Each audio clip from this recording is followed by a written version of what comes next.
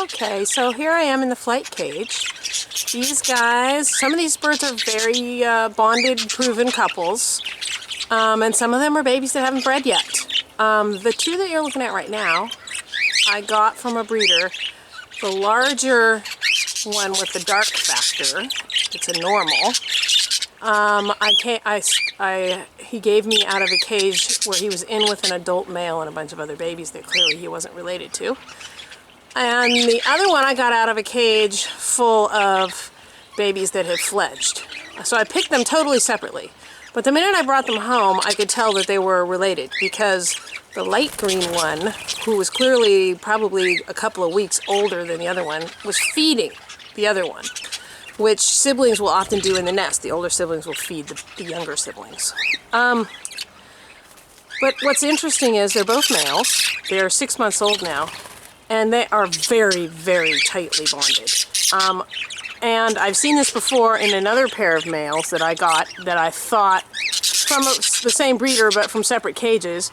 They did the same thing. It was Jester here and my pied and my blue opaline that's in the breeding cage, Frost. They are very, very tightly bonded. They feed each other. They fly around together. They perch together. And what I begin to think is that it's probably a natural behavior for males in the wild to form coalitions, which would help them defend their nesting territories. You see these two just both flew off and then they flew back again.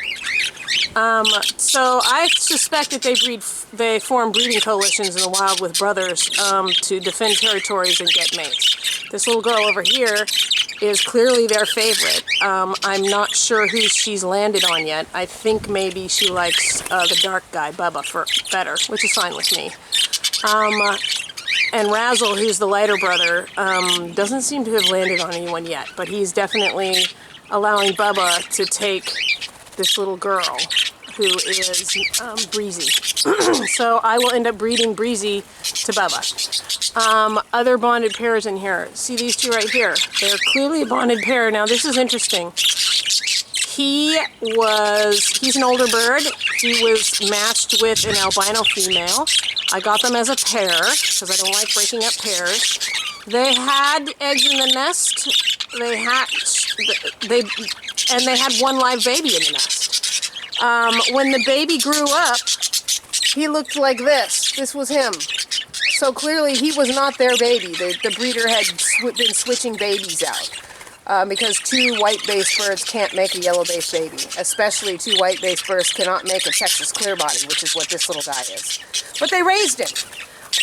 And also at the same time, I had a pair abandon their chicks because I bought them with the chicks in the nest and they abandoned them because of the move. So I ended up taking those chicks and dropping them in on him too. There he is over there. He is a Spangle, single factor Spangle, double dark factor mauve. So he raised all these little yellow faces I have flying around in here. And shortly after they left the nest, his female had a stroke, and about 2 weeks later she died. So he's a bachelor through death. So I put him out here, and of course all of the chicks that he raised, none of whom are related to him, all said, "Hi, Dad," and he was right at home. And he seems to have landed on this chick as his next mate. Now he's probably 2 or 3 years old, and she is 4 months old. So they won't be breeding until September. So their relationship is father-daughter, but they're not related at all, so it's okay with me if they decide to bond. This pair right here, they have decided that they're a pair, and I'm okay with that. He's a opaline that needs to be mixed with something else. He's also a Spangle, I suspect. She's a single factor Spangle, single factor yellow face. Absolutely gorgeous, and the thing about this pair that I like is that he is 9 months old, and I don't think he's going to get much bigger. He's not a big bird, but he has a nice feather. She, on the other hand, doesn't have the greatest feather in the world, but she's going to be a monster. She's She's younger than he is by 6 months, and she's already bigger than he is, and I have both her parents, and they are just huge birds. So that's fine with me. If they want to team up and put his beautiful feather on a bigger bird, I'm okay with that. Other pairs that think they have bonded. She is a little teeny tiny thing.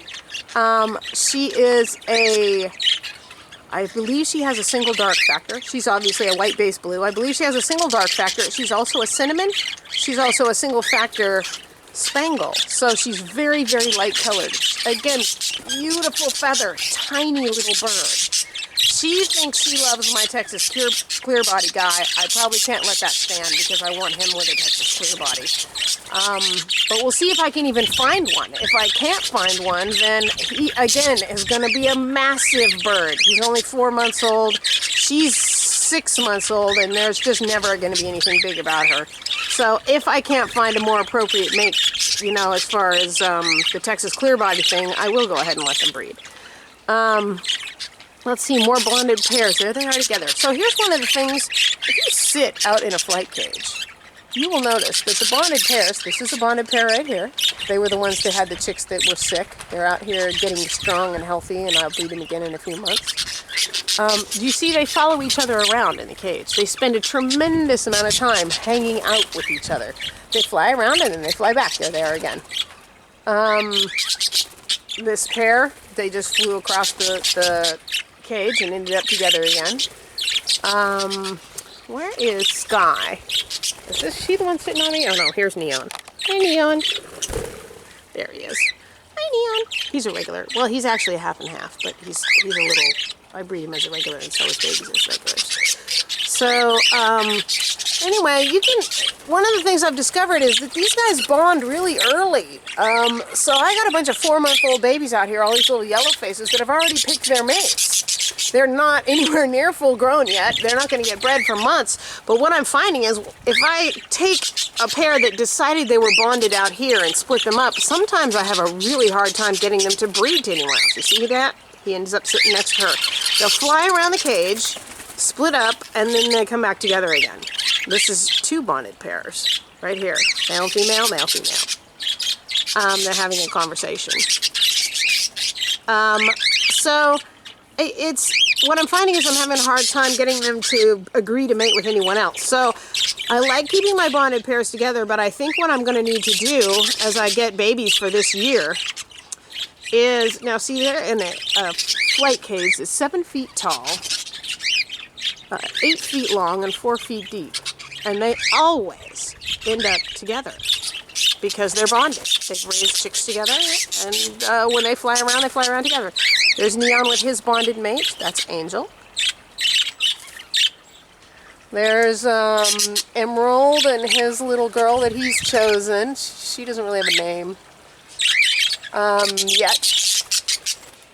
These 2 girls, this is Sky, and this little yellow-faced normal here are fighting over my handsome guy up here, Jester, my pied. He's a big, strong male. He likes Sky, but the other little girl is messing with him.